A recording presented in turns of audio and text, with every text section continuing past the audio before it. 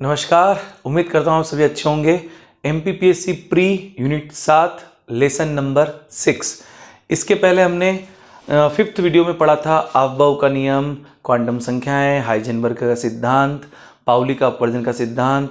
तो ये सारे सिद्धांत पढ़े थे, क्वांटम संख्याओं को समझा था अच्छे से। आज हम पढ़ेंगे बायल का नियम, चार्ल्स का नियम, मेंडलीफ आवर्त सारणी, आधुनिक आवर्त सारणी के बारे में और आदर्श गेज समीकरण के बारे में पढ़ेंगे। ठीक है, तो चलिए शुरुआत करते हैं। सबसे पहला आज का नियम, बायल का नियम क्या है। जो आज का पहला नियम है हमारा कि बायल का नियम, बायल का नियम क्या है। तो बायल कहता है कि किसी भी गैस की निश्चित मात्रा का आयतन, किसी भी गैस की निश्चित मात्रा का आयतन उसके दाब के व्युत्क्रमानुपाती होता है, मगर इसके लिए शर्त है कि ताप स्थिर रहे, स्थिर ताप पर।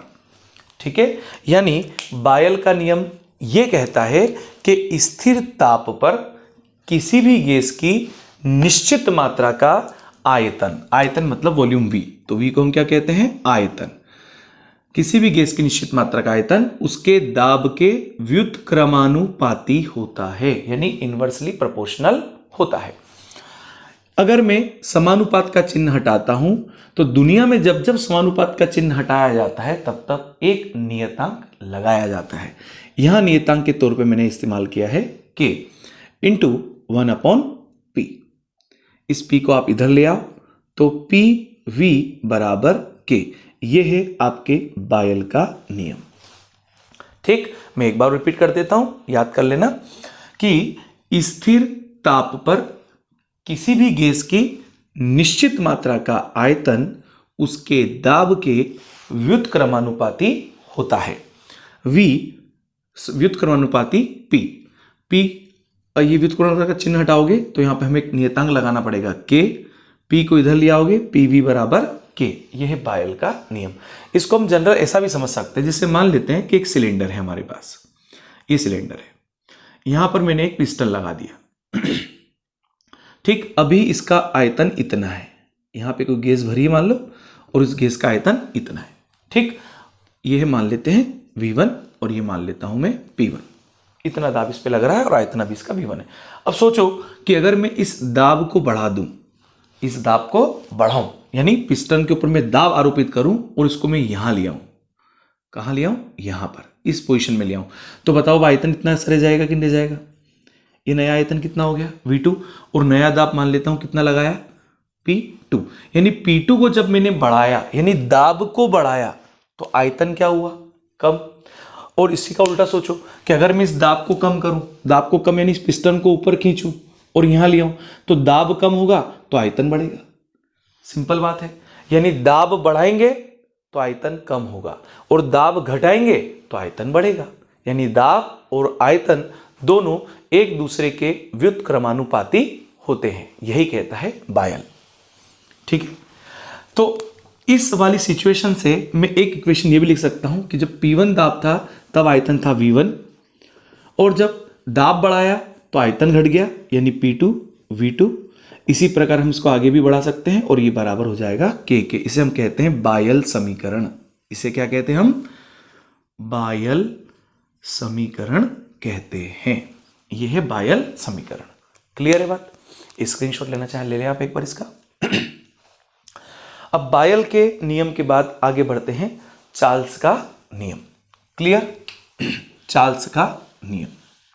अब चार्ल्स क्या कहता है, इसको देखते हैं जरा हम लोग कि चार्ल्स ने क्या कहा। देखो, बायल ने तो कहा स्थिर ताप रखो तो आयतन दाब की व्युत्क्रमानुपाती, और हमारे जो चार्ल्स दादा आए, इन चार्ल्स दादा ने क्या करा, चार्ल्स,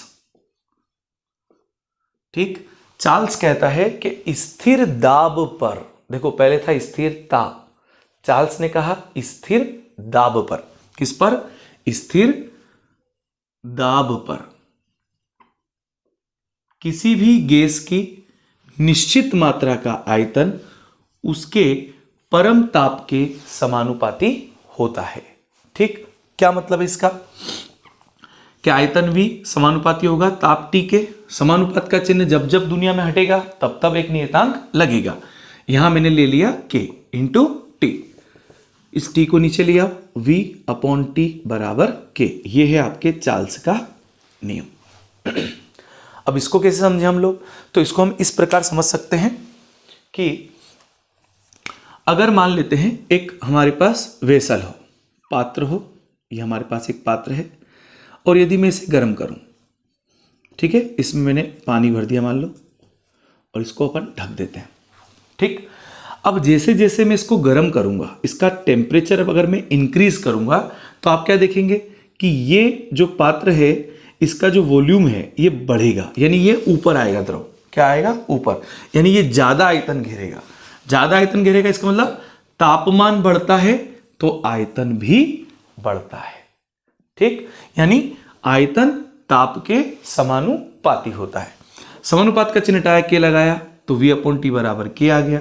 अगर मान लेते हैं प्रारंभिक स्थिति में आयतन V1 हो और तापमान T1 हो, और सेकेंड सिचुएशन में आयतन V2 और तापमान T2, यानी कि मान लो ताप बढ़ा दिया तो नया आयतन कितना आ गया? V2। तो इन केस में हम समीकरण लिखेंगे V1 अपॉन T1 बराबर V2 अपॉन T2 बराबर डैश डैश डैश बराबर K। इसे हम कहते हैं चार्ल्स समीकरण। क्या कहते हैं इसको हम? चार्ल्स समीकरण, ठीक है। एक बार रिपीट कर देता हूं मैं आपके लिए कि चार्ल्स कहता है स्थिर दाब पर किसी गैस की निश्चित मात्रा का आयतन उसके परम ताप के समानुपाती होता है। यानी अगर तापमान बढ़ाया जाता है तो आयतन भी बढ़ता है। V अपॉन टी बराबर K, यह है चार्ल्स का नियम। अगर प्रारंभिक स्थिति में तापमान T1 हो और उस समय अगर आयतन V1 हो और यदि ताप T1 से बढ़ा करके T2 कर दिया जाता है तो आयतन V1 से बढ़कर के V2 हो जाता है, तब ये जो समीकरण आती है इसे हम कहते हैं चार्ल्स समीकरण, ठीक है। तो चार्ल्स ने आयतन और ताप में संबंध दिया था और बायल ने आयतन और दाब में संबंध दिया था, ठीक। अब चलते हैं एवोगैड्रो का नियम। किसका नियम पढ़ेंगे? एवोगैड्रो का नियम। एवोगैड्रो क्या कहता है? एवोगैड्रो कहता है कि सामान्य ताप एवं दाब पर सभी गैसों के समान आयतन में अणुओं की संख्या समान होती है। क्या कहता है एवोगैड्रो?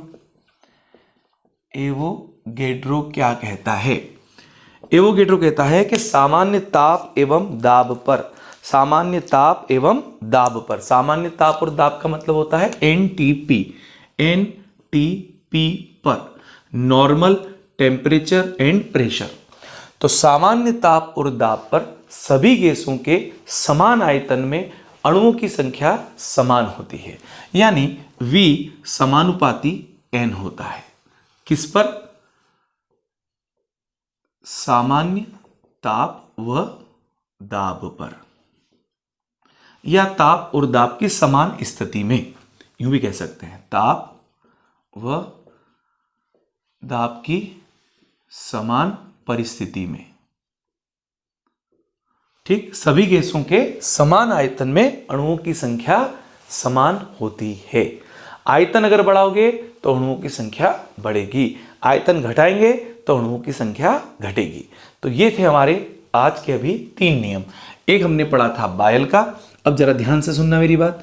बायल ने कहा था P और V एक दूसरे के व्युत्क्रमानुपाती होते हैं, यानी V प्रोपोर्शनल 1/P। चार्ल्स ने कहा था V प्रोपोर्शनल T और एवोगैड्रो ने कहा V प्रोपोर्शनल N।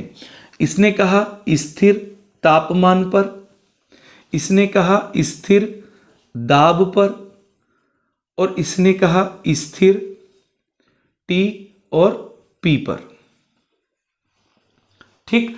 अगर मैं इन तीनों को मिला लूं, कंबाइन कर लूं, क्या कर लूं? मिला लूं, मिलाने पर, तो V प्रोपोर्शनल, ये T और N तो ऊपर है यानी कि N T, और ये P अपॉन में है, ये P अपॉन में लिख दिया।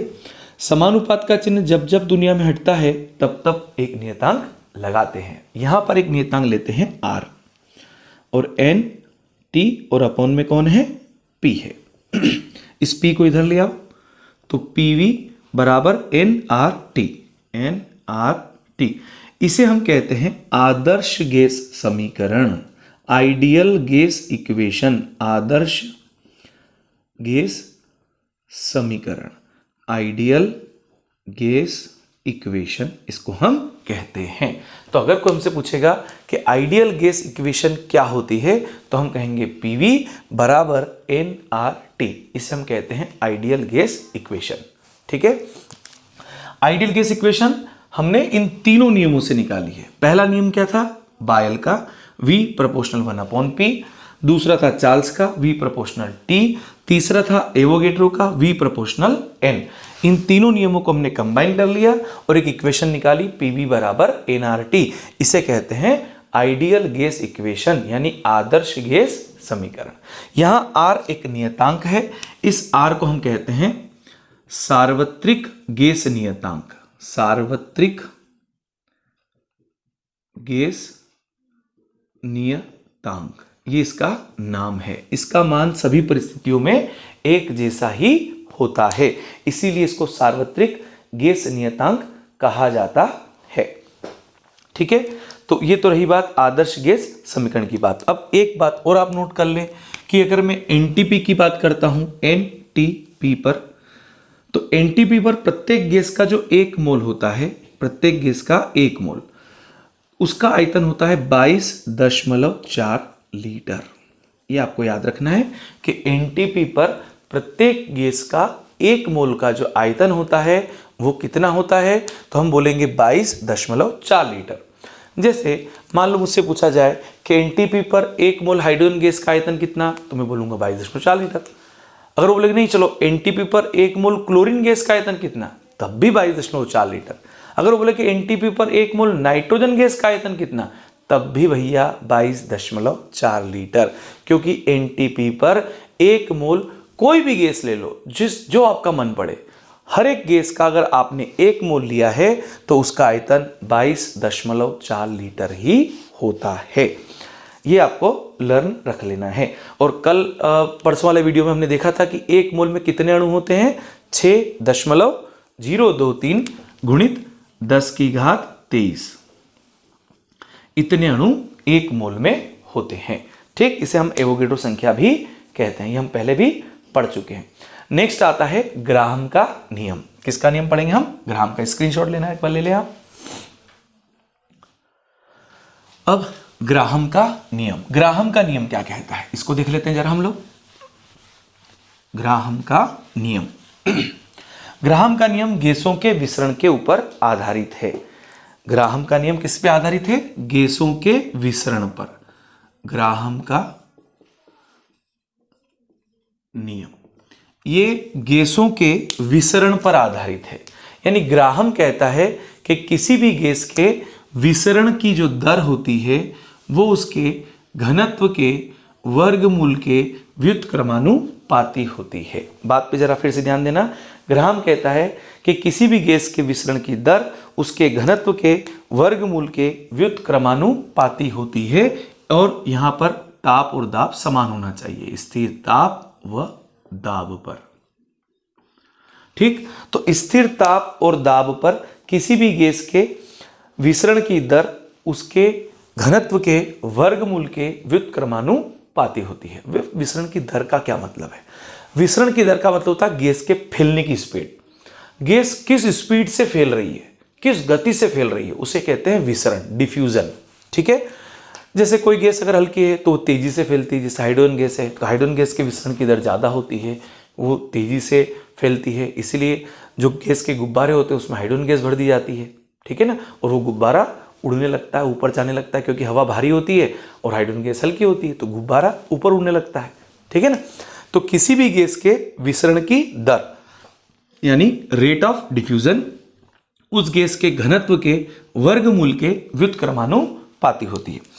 अगर मैं इस समानुपात का चिन्ह हटाऊंगा तो मैं एक नियतांक लगाऊंगा k 1/√d।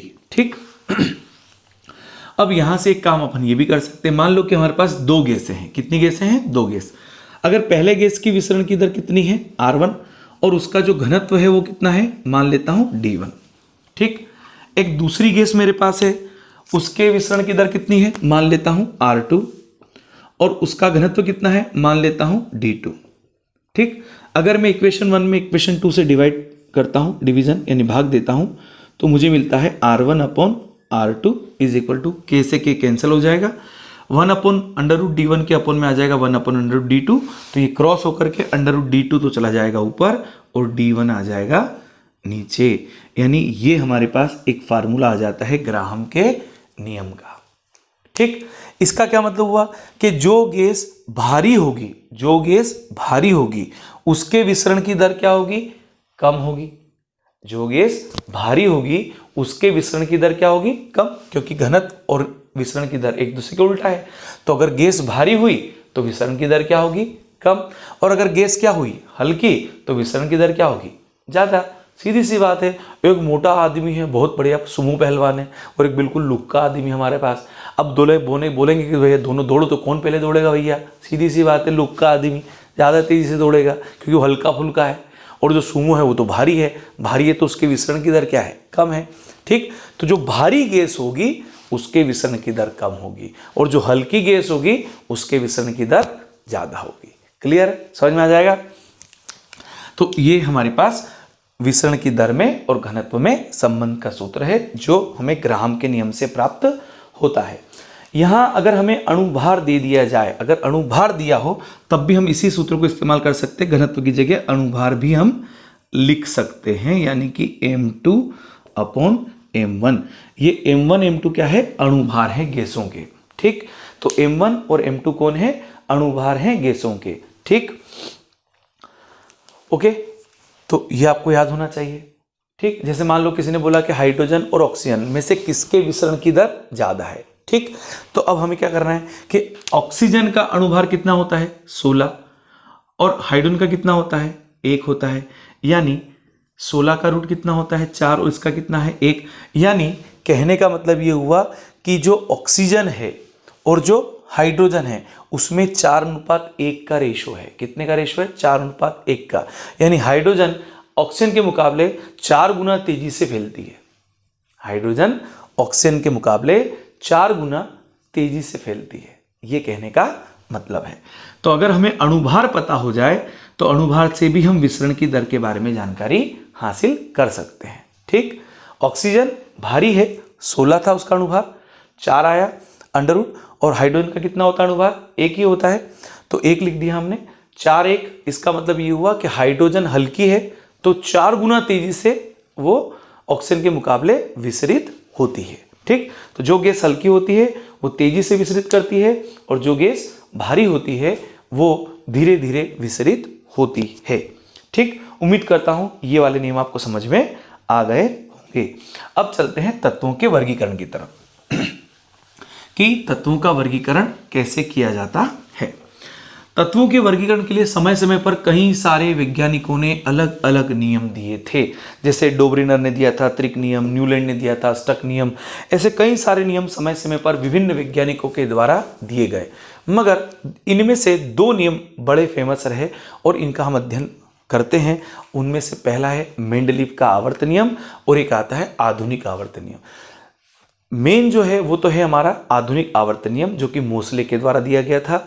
ठीक, मगर इसकी जो शुरुआत, इसकी जो नींव है वो मेंडलीव के द्वारा की गई थी, इसलिए हम मेंडलीव का नियम भी पढ़ते हैं। ठीक, तो हम शुरुआत करते हैं पहले मेंडलीव का, कि मेंडलीव ने क्या बोला था और आधुनिक आवर्त सारणी में क्या, आधुनिक आवर्त नियम में क्या बोला गया। मेंडलीव और एक है आधुनिक आवर्त नियम मोसले का, आधुनिक आवर्त नियम ये दिया था मोसले ने। किसने दिया था, मोसले ने। और ये मेंडलीव का आवर्त नियम। अब दोनों नियम को जरा ध्यान से समझने की कोशिश करते हैं। एक साथ इसलिए लिख रहा हूं ताकि आपको जो इनमें अंतर है वो जल्दी समझ में आ जाएगा। ठीक, सबसे पहला काम तो ये पड़ा कि तत्वों के वर्गीकरण की जरूरत पड़ी क्यों। क्योंकि देखो, तत्व धीरे धीरे जब निकलना प्रारंभ हुए, लोगों को मिलना प्रारंभ हुए, वैज्ञानिकों को, तो कई सारे तत्व इकट्ठे होने लगे, 118 टाइप के तत्व हो गए। अब उन तत्वों के गुणों को पढ़ना, अब हर एक तत्व के गुणों को हम अलग अलग पढ़ेंगे तो काफ़ी लंबी स्टडी हो जाएगी, काफ़ी कन्फ्यूज़न क्रिएट हो जाएगा। पढ़ना हमारे लिए लेंदी हो जाएगा। तो यही समस्याओं को दूर करने के लिए तत्वों को क्लासिफाई किया गया, तत्वों को वर्गीकृत किया गया। और इसी वर्गीकरण में सबसे पहला जो इंपॉर्टेंट नाम सामने आया वो आया मेंडलीव का। मैंने बता दिया इसके पहले भी आया था, डोब्रिनर था, न्यूलैंड का अष्टक नियम था, बहुत सारे नियम थे, मगर जो नाम जिसने करा सबसे पहले वो था मेंडलीव। ठीक, मेंडलीव ने क्या बोला? तो मेंडलीव ने तत्वों के वर्गीकरण का जो आधार है वो परमाणु भार को माना। किसको माना? परमाणु भार को माना। जबकि आधुनिक आवर्त नियम में मोसले ने तत्वों के वर्गीकरण का आधार परमाणु क्रमांक को माना। यह वेरी इंपॉर्टेंट बात है, दोनों में ध्यान रखना। मेंडलीव ने जब आवर्त वर्गीकरण किया तो उसने परमाणु भार को बेस माना। उसने ये बोला कि तत्वों के भौतिक एवं रासायनिक गुण उनके परमाणु भारों के आवर्ती फलन होते हैं। परमाणु भारों के आवर्ती फलन होते हैं। आवर्ती फलन यानी पीरियोडिक फंक्शन। पीरियोडिक फंक्शन क्या मतलब है इस पीरियोडिक फंक्शन का? कि परमाणु भारों का आवर्ती फलन होता है। इसका मतलब क्या हुआ कि यदि तत्वों को उनके परमाणु भार के बढ़ते क्रम में जमाया जाए, परमाणु भार के बढ़ते क्रम में जमाया जाए तो एक निश्चित अंतराल के बाद समान गुणों वाले तत्वों की पुनरावृत्ति होती है। ठीक है, यानी तत्वों को जब उनके परमाणु भार के बढ़ते हुए क्रम में जमाया जाता है तो एक निश्चित अंतराल के बाद समान गुणों वाले तत्वों की पुनरावृत्ति होती है, रिपीटिशन होता है। इसको कहते हैं हम आवर्ती फलन। इसके अलावा आधुनिक आवर्त नियम में इसका अपोजिट कहा गया। उसने क्या बोला कि नहीं भैया, तत्वों के जो भौतिक और रासायनिक गुण जो है ना वो परमाणु भार के आवर्ती फलन नहीं होते हैं, वो परमाणु क्रमांक के आवर्ती फलन होते हैं। क्या मतलब है इसका?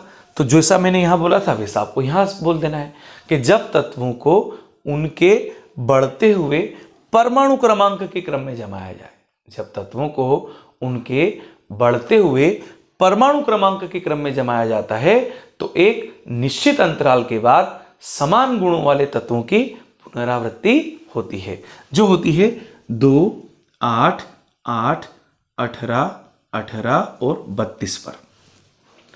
ठीक है, अभी आएगा, इसको मैजिक नंबर भी हम बोलेंगे। अब और क्या क्या जानकारी उसको भी हम जरा नोट कर लेते हैं एक बार। पहले मेंडलीव के बारे में सुन लें आप। तो मेंडलीव का आवर्त नियम तो आपको याद हो गया होगा कि मेंडलीव ने क्या बोला था। मैंने कहा था मेंडलीव ने बोला परमाणु भारों के आवर्ती फलन होते हैं तत्वों के भौतिक और रासायनिक गुण। मेंडलीव आवर्त सारणी में 9 वर्ग और 7 आवर्त थे। 9 वर्ग और 7 आवर्त। 9 तो वर्ग थे और 7 आवर्त थे। मेंडलीव में 9 वर्ग और 7 आवर्त। अब ये क्या वर्ग क्या है और आवर्त क्या है? देखो, वर्ग का मतलब होता है ये वर्टिकल, ये कहलाते हैं वर्ग ये, और आवर्त का मतलब होता है हॉरिजॉन्टल ये। अगर मैं ऐसे चलता हूं ऐसे तो ये होते हैं आपके आवर्त, और जब मैं ये देखता हूं इससे तो इनको कहते हैं हम वर्ग। तो मेंडलीव ने ऐसे 9 ऊर्ध्वाधर खाने बनाए थे अपनी आवर्त सारणी में। उन ऊर्ध्वाधर यानी कि वर्टिकल खानों को कहा जाता है वर्ग, और 7 बनाए थे हॉरिजॉन्टल, इनको कहा जाता है अपने आवर्त। क्लियर है? ठीक, इसके बाद आगे चलते हैं हम लोग। अगली बात, तो मेंडलीव ने क्या कहा कि मेंडलीव ने उस समय तक ज्ञात सभी तत्वों के शामिल करने के अतिरिक्त बहुत से अज्ञात तत्वों के लिए भी कुछ स्थान छोड़ दिया था।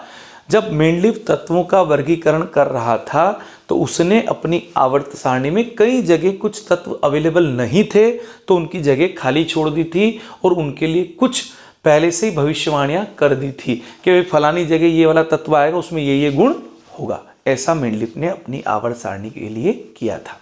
ठीक है, तो बेसिक जानकारी हम लोग पढ़ रहे हैं, पीएससी के हिसाब से ही पढ़ रहे हैं। तो मेंडलीव का आवर्त नियम समझ में आ गया होगा, जो परमाणु भार के ऊपर आधारित था। मेंडलीव आवर्त सारणी में 9 वर्ग और 7 आवर्त थे, और मेंडलीव ने अपनी आवर्त सारणी में कुछ स्थान छोड़ दिए थे और उनकी भविष्यवाणी कर दी थी कि यहाँ फला फला तत्व आएगा और उसका गुण ये होगा। ठीक है, आगे बढ़ते हैं। मेंडलीफ आवर्त सारणी में दोष क्या क्या थे, उसके अंदर क्या क्या डिफेक्ट थे मेंडलीफ आवर्त सारणी में। पहला डिफेक्ट है हाइड्रोजन को क्षार धातु और हेलोजन जैसे दोहरे व्यवहार के कारण दोनों वर्गों में रखा गया। मेंडलीफ आवर्त सारणी में जो हाइड्रोजन था उस हाइड्रोजन का स्थान निश्चित नहीं था। हाइड्रोजन का स्थान निश्चित नहीं, हाइड्रोजन का स्थान निश्चित नहीं था। क्यों नहीं था भैया? क्योंकि हाइड्रोजन की जो प्रकृति थी, नेचर थी, वो दो जनों से मिलती है। एक तो मिलती है क्षार धातुओं से और एक मिलती है हेलोजन से। यानी प्रथम समूह की क्षार धातुएं, क्षार धातुएं कौन कौन सी? क्षार धातुओं में आती है आपके lithium, sodium, potassium, rubidium, caesium, ठीक है ना। तो इन क्षार धातुओं से भी हाइड्रोजन का गुण मिलता जुलता था और साथ का साथ हेलोजन से भी, यानी फ्लोरीन, क्लोरीन, ब्रोमीन, आयोडीन, इनसे भी उसका गुण मिलता जुलता था। किसका? हाइड्रोजन का। तो अब हाइड्रोजन का स्थान मेंडलीफ निश्चित नहीं कर पाया क्योंकि वो कंफ्यूजन था कि भाई, उसको कंफ्यूज था कि मैं इसको क्षार धातु में रखूं कि उसको मैं हेलोजन में रखूं। तो इस कंफ्यूजन से वो बाहर नहीं निकल पाया, इसीलिए ये इसका एक दोष बन गया था कि हाइड्रोजन का स्थान निश्चित नहीं था। अगले दोष की हम अगर बात करते हैं तो समान गुणों वाले तत्वों को अलग अलग रख दिया गया। यानी आवर्त वर्गीकरण क्यों किया गया था? आवर्त वर्गीकरण इसलिए किया गया था कि हम तत्वों के गुणों को आसानी से पढ़ पाएं, मगर समान गुण वाले तत्वों को ही अलग अलग जगह रख दिया गया।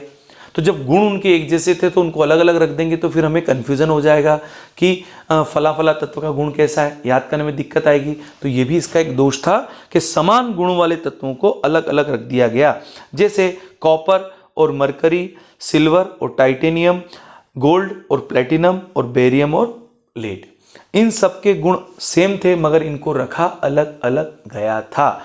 यानी कॉपर और मरकरी को अलग अलग कर दिया गया, सिल्वर और टाइटेनियम को अलग अलग कर दिया गया, गोल्ड और प्लेटिनम को भी अलग अलग कर दिया गया, इसी प्रकार बेरियम और लेड को भी अलग अलग कर दिया गया।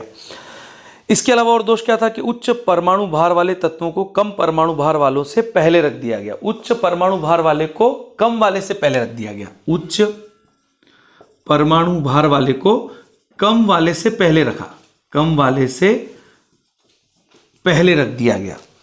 अब भाई आपने एक तरफ तो बोला कि भाई मैंने जो ये आवर्त सारणी बनाई है ये परमाणु भार के बढ़ते क्रम में बनाई है, यानी पहले मैं हल्का रखूंगा उसके बाद में भारी रखूंगा। मगर फिर इसी ने क्या कर दिया कि कहीं कहीं जगह ये गलती कर दी कि उच्च परमाणु भार वाला तो पहले आ गया, ने कम परमाणु भार वाला बाद में आया। तो ये इसका क्या था?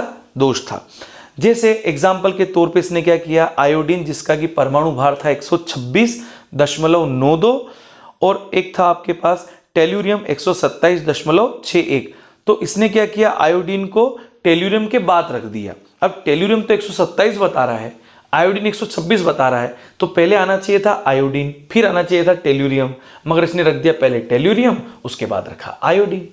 ठीक, यानी कम वजन वाले को कहाँ रखना था, इसको पहले, और भारी वाले को कहाँ रखना था, बाद में। मगर दादा ने क्या करा, भारी रख दिया पहले, हल्का आया बाद में। ठीक, ये भी इसका क्या था, दोष था।